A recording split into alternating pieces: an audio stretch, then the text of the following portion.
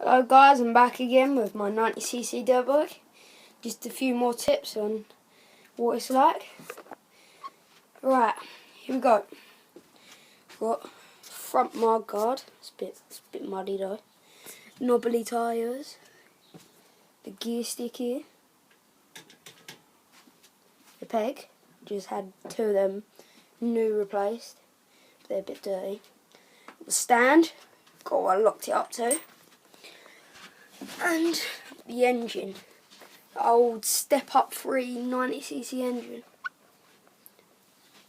Air filter, the gas and the choke. Chain, it's a bit loose there, give that tighten up. Back sprocket in the sprocket. Lovely engine. And then we come over to the other side. Kickstart, the spark plug again, there's what's called a pipe, whatever it's called, I don't know, the back brake,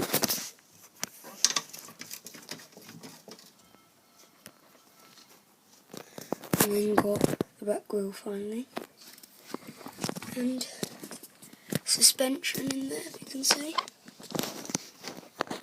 It's called a flappy thing. Hold it on.